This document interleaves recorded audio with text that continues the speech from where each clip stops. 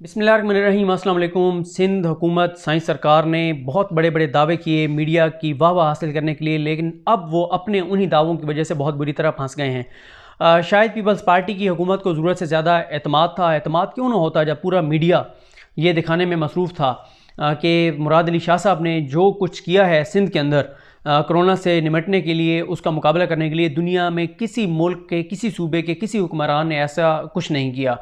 और बहुत बढ़ा चढ़ा के चीज़ों को पेश किया जा रहा था। तो इसी पूरे एतमाद उसमें जो एक मिजाज था, जो रवैया था, उसमें सिंध हुकूमत ने बड़े बड़े दावे कर लिए और उन दावों पर अब उनसे सिंध हाई कोर्ट से लेकर सुप्रीम कोर्ट तक जवाब मांग रहे हैं, रसीदें मांग रहे हैं, सबूत मांग रहे हैं। सिंध हाई कोर्ट को भी ये बताया गया कि 2.5 लाख लोगों को सिंध हुकूमत ने राशन दिया, राशन बैग दिए ख़ानदानों को, 2.5 लाख ख़ानदानों को। और ये भी बताया गया कि 2.5 लाख को तो नहीं दिए, चंद को दिए हैं एक मखसूस इलाके में, और उसमें भी कीड़े पड़े हुए हैं, म्यार जो है उसका बहुत नाकिस है। तो अब सिंध हुकूमत भी वही सवाल पूछ रही है, सुप्रीम कोर्ट भी वही सवाल पूछ रही है। उन सवालात का लुबे लुबाब ये है, ये मैंने पढ़ा हुआ है, मैंने कहा सीक्वेंस ना ख़राब हो जाए, क्योंकि मैं फिर आगे आपको एक फ़िल्म का डायलॉग बताता हूँ उसी की तरह, बल्कि वो पहले डायलॉग बता देता हूँ। जैसे वो एक फ़िल्म का डायलॉग है कि कहाँ से आए हैं झुमके, कौन लाए हैं ये झुमके, किसने दिए हैं ये झुमके। बिल्कुल इसी तरह सवाल पूछ रही है सिंध हाई कोर्ट और सुप्रीम कोर्ट कि कहाँ से आया था ये राशन, किसने ख़रीदा था ये राशन, कितने में और कहाँ से, किस दुकान से ख़रीदा था ये राशन, किसको कब और कैसे बांटा था ये राशन। ये जवाब है, ये सबूत हैं, ये रसीदें हैं जो कि सिंध हुकूमत से मांगी जा रही हैं। क्योंकि सिंध हुकूमत के अगर आप दावे देखते हैं, पहले दावे ये किए गए कि जी हमने तो अभी खाना तकसीम करना ही नहीं शुरू किया, हमारे पास तो लिस्टें नहीं हैं, हमने तो अभी को पैसे देने शुरू नहीं किए क्योंकि हमारे पास कोई डाटा नहीं है। ये सैयद गनी साहब ने टीवी चैनल पर कहा। फिर उसके बाद शाला रज़ा साहिबा एक ट्वीट करती हैं और ट्वीट करते हुए कहती हैं कि ये जो तहरीक इंसाफ के लोग ट्वीट्स कर रहे हैं कि हम जो है वो खाना थोड़ा थोड़ा तकसीम कर रहे हैं और तस्वीरें बनवा रहे हैं, तो इनको शर्म आनी चाहिए, हमने तो अल्हम्दुलिल्लाह अभी खाना देना शुरू ही नहीं किया, तो ये कहाँ से हमारी तस्वीरें निकाल रहे हैं, ये सारी फेक हैं। फिर वही शाला रज़ा साहिबा असदुल्ला खान साहब के प्रोग्राम में चैनल 92 पे कहती हैं कि हमने 1 लाख ख़ानदानों को राशन तकसीम किया है, लेकिन बग़ैर उसकी कवरेज किए, बग़ैर तस्वीर बनाए, बग़ैर किसी को दिखाए, ताकि उनकी इज़्ज़त नफ्स मजरूह ना हो। कहने में तो ये बात बहुत अच्छी है, फिर उसके ऊपर मीम्स बनी कि सिंध हुकूमत ने इस तरह से 1 लाख लोगों में राशन तकसीम किया कि जिनमें तकसीम किया उनको भी मालूम नहीं है। तो ये सूरत हाल है सिंध हुकूमत की। देखें जो हैं फ़लाई इदारे, उनको तो चलो ठीक है वो राशन लेकर तकसीम करें, लेकिन हुकूमतों की जानिब से मेरा ख्याल है बेहतरीन हिकमत अमली वही है जो एहसास प्रोग्राम में वफाकी हुकूमत ने अपनाई है कि आप लोगों को 12,000 रुपये ट्रांसफ़र कर दें, एक ख़ानदान को, एक फैमिली को, एक घराने को, ताकि उनको जिस चीज़ की ज़रूरत है वो चीज़ ले लें। अब आप मिसाल के तौर पे 1 मन आटा जाके दे देते हैं, हो सकता है उन्होंने पूरे साल का आटा जो है वो इकट्ठा लेकर रखा हो, उनको ज़रूरत ही ना हो आटे की। हो सकता है आप कोई दाल जो है वो 5 किलो जाके दे दें, हो सकता है दाल ऑलरेडी उनके घर में कोई अगले 2 माह की पड़ी हो, आप उनको जाके चावल इकट्ठे दे दें, हो सकता है उन्होंने चावल इकट्ठे लिए हों। तो ये बेहतरीन हिकमत अमली है कि हुकूमतें जो हैं वो जो डिज़र्विंग लोग हैं उनको पैसे ट्रांसफ़र करें, लेकिन ऐसे तरीके से कि जिसमें शफाफियत बरकरार रहे। यहाँ पे मुझे एक और बात याद आ गई है, मैं ज़रूर आप तक पहुँचा दूँ। मैं डॉक्टर अमजद साकिब साहब को नियो टीवी पर सुन रहा था और ये मकबूल जान साहब के प्रोग्राम में, उस्मान साहब के प्रोग्राम में, उन्होंने एक बड़ी प्यारी बात की जो मैं समझता हूँ आप सबको आगे पहुँचानी चाहिए। उन्होंने कहा कि इस वक्त जो क्राइसिस है इसमें हमें एंड टू एंड चलना चाहिए और एल टू एल चलना चाहिए। एंड टू एंड उन्होंने कहा नेबर टू नेबर, यानी हर घर वाला अपने पड़ोस में देखे, अपने पड़ोसी को देखे कि कहीं वो भूखा तो नहीं है। नेबर टू नेबर देखें, L to L, location to location देखें कि अगर आप एक ऐसे पोस्ट एरिया में रहते हैं, आप ऐसे किसी एलीट तबके के एरिया में रहते हैं जहाँ पे कोई भी डिज़र्विंग ना हो उस पूरी कॉलोनी में, उस पूरे एरिया में, तो उस एरिया के लोग साथ किसी एक ऐसे मोहल्ले, किसी एक बस्ती को, किसी एक लोकेशन को टारगेट कर लें कि हम सारे मोहल्ले वाले इस लोकेशन के लोगों को जाके और खाना देंगे जिस चीज़ को ज़रूरत है। तो साथ ही डॉक्टर अमजद साकिब साहब कहते हैं कि हमें मसाजिद को इन्वॉल्व करना चाहिए। मसाजिद, हर मस्जिद की एक कमेटी होती है, उस कमेटी को उस एरिए के, उस गली मोहल्ले के लोगों का सबको पता होता है कौन डिज़र्विंग है। शायद उनमें से बहुत से घराने ऐसे भी हों जो खुद जाके ना मांगें, लेकिन उस कमेटी को पता होगा, तो उनको इन्वॉल्व करके और जो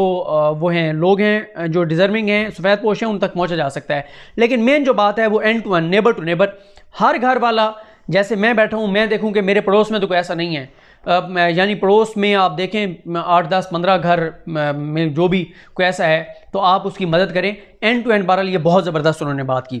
खैर हम आते हैं अपने टॉपिक की तरफ, जो बात कर रहे थे हम सिंध हुकूमत की। देखें सिंध हुकूमत से एक तो तहरीरी अभी मैं आपको फैसला पढ़ के सुनाता हूँ सुप्रीम कोर्ट का, उसमें आपको पता चल जाएगा किसके बारे में सुप्रीम कोर्ट ने क्या लिखा है और ख़ासतौर पर सिंध हुकूमत के बारे में क्या लिखा है। लेकिन उस दिन रिमार्क्स में भी अदालत ने यही कहा था कि भाई हमें जो बताया जा रहा है कि 8 अरब रुपए का राशन आपने तकसीम किया है, आप तो एक 10 रुपए की चीज़ भी तकसीम करें तो आप 4 वजीर खड़े होकर आपकी तस्वीरें बनवाते हैं, आप एक गटर का ढक्कन लगवाएं तो 6 लोग खड़े होकर तस्वीरें बनवाते हैं। ये कैसे हो सकता है कि 8 अरब का आप राशन तकसीम करें और लोगों को पता ही ना चला हो। फिर चीफ जस्टिस पाकिस्तान ने तंजिया ये भी कहा था, लगता है आपने उस असूल पे अमल किया है कि दाएं हाथ से दें तो बाएं को भी पता ना चले, तो आप कब से इतने अच्छे हो गए हैं। फिर उसके बाद बात यह है कि मैंने कल सुना सैयद गनी साहब को, उन्होंने कहा किसने सुप्रीम कोर्ट को कहा 8 अरब का, हमने तो अभी तक 1 अरब और 8 करोड़ रुपए तकसीम किए हैं, चाहे वो राशन हो चाहे वो डायरेक्ट कुछ ज़कात या पता नहीं किस माद में पैसे हों, 1 अरब 8 करोड़। लेकिन उस वक्त हम कोर्ट रूम में मौजूद थे, एडवोकेट जनरल सिंध ने एक बार भी सुप्रीम कोर्ट को ये नहीं कहा कि नहीं जी ये ऐसी बात नहीं है, 8 अरब का हमने नहीं दिया। अच्छा, फिर जिस दिन समाअत हुई आप उसी दिन आगे प्रेस कॉन्फ्रेंस कर देते, प्रेस कॉन्फ्रेंस में बता देते, आप उसी दिन रिटर्न एक जवाब सुप्रीम कोर्ट में जमा करा देते, आप सुप्रीम कोर्ट को बता देते, लेकिन आपने कहीं भी नहीं बताया। आपके तो अपने बंदे ने, आपके अपने नुमाइंदे ने, आपके अपने वकील ने सिंध हाई कोर्ट में बताया है कि हमने जो है वो 2.5 लाख खानदानों में राशन तकसीम किया है। बहरहाल अब कच्चा चट्टा इनका खुल के सामने आ जाएगा। खुद जजेस ने ये कहा कि आपको तो जेडीसी और बाकी एनजीओ चैलेंज कर रही हैं कि आपने जिन लोगों में खाना तकसीम किया आप उनके नाम बता दें, कैसे तकसीम किया, किस दुकान से ख़रीदा, किस भाव ख़रीदा, कहाँ से ख़रीद के कहाँ लाए, रसीदें दिखा दें, सबूत दिखा दें। लेकिन सिंध हुकूमत अभी तक तो इसमें नाकाम है। आप देखते हैं सोमवार को वो क्या अदालत के अंदर जवाब जमा कराते हैं या बताते हैं। ये 5 रुकनी बेंच का फैसला जो है उसका मतन मैं आपको पढ़ के सुना देता हूँ, पूरा बता देता हूँ ताकि आपको सबका पता चले कि किस हुकूमत के बारे में सुप्रीम कोर्ट ने क्या कहा है। सुप्रीम कोर्ट का ये फैसला है, उसमें पैराग्राफ 1 जो है ये मैंने आपको पहले बता चुका हूँ कि 5 रुकनी बेंच है। चीफ जस्टिस पाकिस्तान जस्टिस गुलजार साहब इसकी सरबराही कर रहे हैं, उमर रज़ा मदियाल साहब, जस्टिस मज़हर आलम मियां खेल साहब, जस्टिस सजाद अली शाह साहब और जस्टिस काजी मोहम्मद अमीन साहब इस बेंच का हिस्सा हैं। चीफ जस्टिस पाकिस्तान, ये जो फैसला लिखा गया है चीफ जस्टिस पाकिस्तान ने लिखा है, कोर्ट ऑर्डर लिखा है, इसमें पैराग्राफ 1 में वो लिखते हैं कि हमने attorney general Pakistan, advocate general यानी advocate general Punjab, Sindh, KPK, Balochistan, Islamabad, Gilgit Baltistan की जो गुजारिशात थी वो सुनी, जबकि कुछ वकला को इनफरादी तौर पर भी सुना, जबकि अवाम में से भी कुछ लोगों ने पेश होकर अपनी गुजारिशात पेश की। सुप्रीम कोर्ट ने कहा है, जो पैराग्राफ 2 है उसमें सुप्रीम कोर्ट ने कहा है कि अटॉर्नी जनरल ने इस अदालत की 7 अप्रैल को कोरोना वायरस से निपटने और के हवाले से वफाक सूबाई हुकूमतों गिलगित बल्तिस्तान और इस्लामाबाद के लिए कानून साजी के लिए दी गई ऑब्जर्वेशन के हवाले से बताया, क्योंकि एक पॉलिसी के तहत पार्लियामेंट का इजलास नहीं बुलाया जा रहा, लेकिन हुकूमत मामले के इस पहलू को देख रही है। यानी सुप्रीम कोर्ट जो कह रही थी कि आप पार्लियामेंट कानून साजी करें, तो उन्होंने कहा है कि हम इस कानून साजी के मामले को देख रहे हैं। अटॉर्नी जनरल ने कहा कि वज़ीर आज़म और वज़ीर आला का एक आला सतही इजलास हो रहा है, जिसमें वज़ीर आला गिलगित बल्तिस्तान और चीफ कमिश्नर इस्लामाबाद भी शरीक होंगे। इस इजलास में कोरोना वायरस से मुतल्लिक मामलात पर गौर किया जाएगा और इस ज़मन में इक़दाम उठाए जाएंगे ताकि मुल्क भर में यकसा पॉलिसी का इतलाक़ किया जा सके और यह यकीनी बनाया जाएगा कि इस पॉलिसी का इतलाक़ बिला इम्तियाज़ किया जाए ताकि मुल्क के किसी भी हिस्से में रहने वाले शहरियों के साथ कोई इम्तियाजी सलूक ना हो सके। ये जिस दिन समाअत थी उसी दिन होना था कौमी राब्ता कमेटी का इजलास, और वो हुआ भी सही और उसमें फिर फैसले भी हुए जो कि आपको पता ही हैं जो फैसले हुए थे।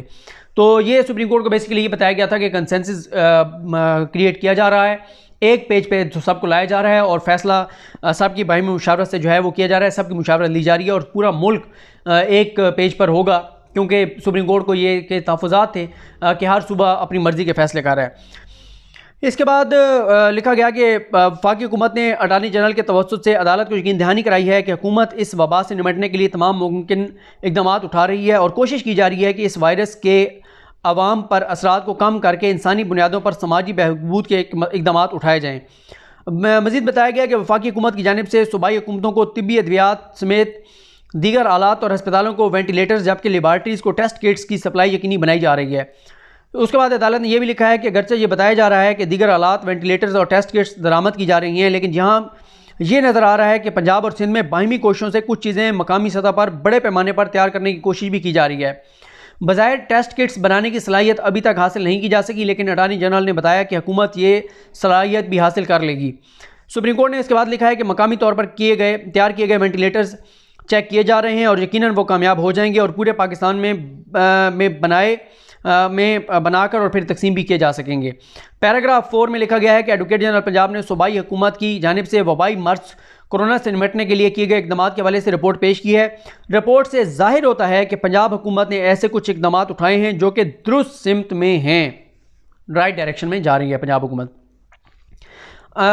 अदालत ने इस उम्मीद का इजहार किया है कि पंजाब हुकूमत अवाम के तहफ़्फ़ुज़ के लिए अपनी सलाहियत में इजाफे के साथ साथ तमाम अशियाए ज़रूरियात की फराहमी के इकदाम को यकीनी बनाएगी और इस वबा से निपटने के लिए लोगों को तमाम आलात फराहम करेगी। उसके बाद पैराग्राफ नंबर 5 में लिखा है कि सीनियर वकील अमानुल्लाह कंडरानी ने बताया कि पंजाब हुकूमत ने एक इंतज़ामी आर्डर जारी किया है जिसकी बुनियाद पर लोगों को एक सूबे से दूसरे सूबे में जाने से रोक दिया गया है। अदालती इस तफसार पर एडवोकेट जनरल ने तस्दीक की है कि इंतज़ामी आर्डर जारी किया गया है। अदालत ने फिर उसके बाद ये लिखा है कि जब आइन के आर्टिकल 15 के हवाले से एडवोकेट जनरल पंजाब से पूछा गया तो उन्होंने कहा कि उसके मुताबिक तो जारी नहीं किया जा सकता।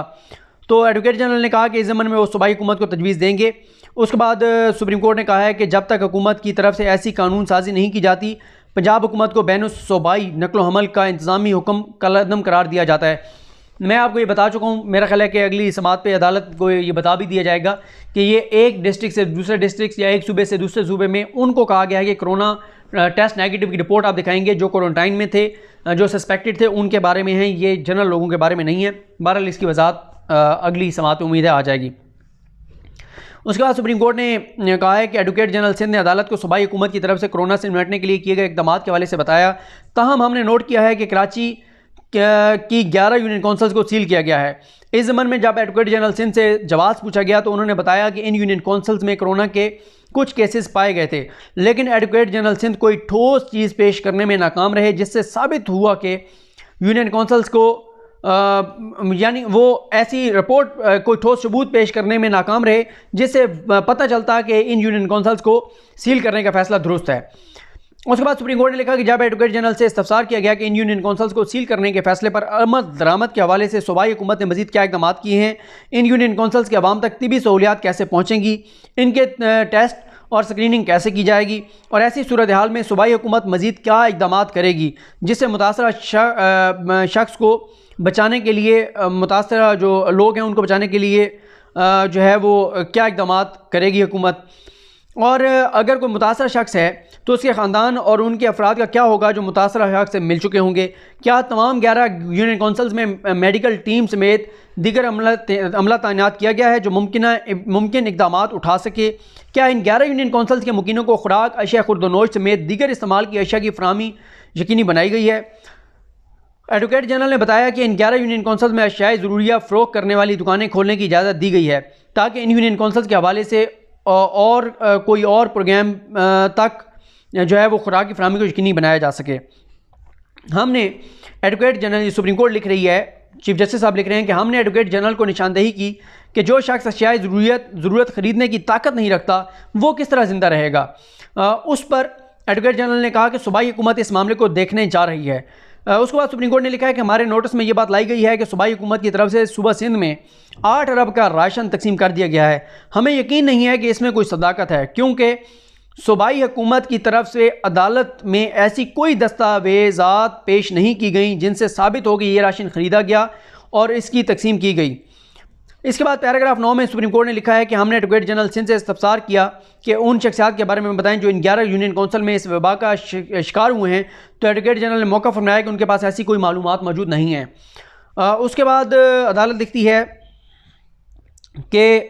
सूबा सिंध में यह इंतहाई मायूस कुन सूरत हाल है। यह सूरत हाल न सिर्फ कराची बल्कि पूरे सूबे के दूसरे शहरों में भी है जहाँ लोग अशिया की किल्लत के ख़िलाफ़ मुजाहरे कर रहे हैं। सुप्रीम कोर्ट ने सिंध हुकूमत को हिदायत की है कि इस ज़मन में आइंदा समात से कबल मुफस्सल रिपोर्ट पेश की जाए। पैराग्राफ 10 में सुप्रीम कोर्ट ने लिखा है कि खैबर पख्तूनख्वा बलोचिस्तान हुकूमत की रिपोर्ट्स को रिकॉर्ड का हिस्सा बनाते हुए उन्होंने सुप्रीम कोर्ट ने कहा है कि इन दोनों सूबों और गिलगित बल्तिस्तान में कोरोना का असर इतना ख़तरनाक नहीं है और वबा को कंट्रोल करने के लिए इक़दाम किए जा रहे हैं। सुप्रीम कोर्ट ने लिखा है कि पंजाब, सिंध और इस्लामाबाद में सूरत हाल मुख्तलिफ है जहाँ इस वबा के फैलने का ख़तरा ज़्यादा है। इन हालात में हुकूमत पंजाब इक़दाम के हवाले से रिपोर्ट पेश करे। इस्लामाबाद भी इस हवाले से तमाम मालूमात अदालत को फराहम करे जिससे ज़ाहिर हो कि शहरियों के तमाम हकूक़ को यकीनी बनाया जा रहा है। रियासती हुकाम ऐसे तमाम इक़दाम उठा रहे हैं रिपोर्ट से, ताकि हमें पता चलना चाहिए कि रियासती इदारे ऐसे तमाम इक़दाम उठा रहे हैं जो अवामी तहफ़्फ़ुज़ के लिए ज़रूरी हैं। उसके बाद सुप्रीम कोर्ट लिखती है कि डॉक्टर्स और तिबी अमला जो इस वबा से निपटने के लिए फ्रंट लाइन पर काम कर रहा है, बतौर ख़ास वो डॉक्टर्स या अमला ख़तरे में हैं जो मुतासरा अफराद की देखभाल कर रहा है। अदालत ने उम्मीद ज़ाहिर की है कि वफाकी हुकूमत, सूबाई हुकूमतें, इस्लामाबाद इंतज़ामिया, गिलगित बल्तिस्तान हुकूमत फ़ौरी तौर पर डॉक्टर्स और अमले की ज़रूरियात पूरी करने के लिए तमाम इक़दाम उठाएँ। ये डॉक्टर फजल रबी ने जो अदालत के सामने चीज़ें रखी थी उसकी तरफ इशारा है। और अदालत ने कहा है कि हमें बताया गया है कि डॉक्टर्स और दीगर तभी जो हेल्थ वर्कर्स हैं उन कई मकामात पर गैर छुट्टी के काम कर रहे हैं, मगर उनको खुराक तक नहीं फराम की जा रही। सुप्रीम कोर्ट ने कहा है कि यह हसास सूरत हाल है जिसका तमाम हुकूमतों को हम ये हदायत करते हैं कि वो इसका तदारुक करें। इसके बाद सुप्रीम कोर्ट ने कहा है कि सैनिटरी स्टाफ की सूरत हाल भी बेहतर नहीं है, और यह बताया गया है कि अस्पतालों और दीगर मकामात पर काम करने वाले सैनिटरी स्टाफ को बीमारियों के रहमो करम पर छोड़ दिया गया है, उनको कोई मौसर हिफाजत फराम नहीं की गई, और ये दरख्वास्त की गई है कि उन्हें भी तहफ़्फ़ुज़ फराम किया जाए ताकि वो बिला खौफ ख़तर काम कर सकें। इसके बाद सुप्रीम कोर्ट ने कहा है कि इस सूरत हाल में वफाकी सूबाई हुकूमतों, इस्लामाबाद इंतज़ामिया और गिलगित बल्तिस्तान हुकूमत सैनिटरी स्टाफ का ख्याल रखें, इन्हें महफूज वर्दियाँ फराम करें ताकि वो बीमारियों से बचते हुए अपना काम बिला खौफ ख़तर कर सकें। उसके बाद अदालत ने लिखा है कि चेयरमैन पीएमए ने बताया कि पीएमडीसी के मसले की वजह से डॉक्टरों की रजिस्ट्रेशन के लिए दी गई 40,000 दरखास्तें ज़ेर इल्तवा हैं। उसके बाद अदालत ने कहा कि पहले ये मामला सुप्रीम कोर्ट में दीगर अदालतों में ज़ेर इल्तवा है, इस मामले को जल्द कानून के मुताबिक निपटा दिया जाएगा। उसके बाद सुप्रीम कोर्ट ने कहा है वफाकी हुकूमत भी आइंदा समाअत से कबल मुफस्सल रिपोर्ट पेश करे जिसमें वज़ीर-ए-आज़म की सरबराही में होने वाले इजलास के फ़ैसलों से भी आगाह किया जाए। तो अब ये समाअत जो है वो 20 अप्रैल को होनी है, यानी सोमवार को। तो ये मुकम्मल मतन था सुप्रीम कोर्ट के उस तहरीरी ऑर्डर का, लेकिन इसमें आपने देख लिया कि जो ज़्यादा ख़तरनाक बातें थीं, जो नेगेटिव बातें थीं, वो हैं सिंध हुकूमत के ख़िलाफ़। और सिंध हुकूमत को ये सारी चीज़ें सबूत जो हैं, रसीदें, वो पेश करनी है, और अगर ये ना पेश कर सके तो इसका मतलब ये होगा कि उन्होंने मीडिया कवरेज के लिए, मीडिया पे अपनी हमायत हासिल करने के लिए झूठ बोला, और ग्राउंड के ऊपर वो किसी भी तरह का कोई काम नहीं कर रहे। या ये भी हो सकता है कि ये पैसे भी आवाम को खाना फराम करने के नाम पर करप्शन की नज़र हो रहे हों। मुझे अपनी दुआ में याद रखें। अल्लाह करीम हम सब का आमीन। अल्लाह हाफ़िज़।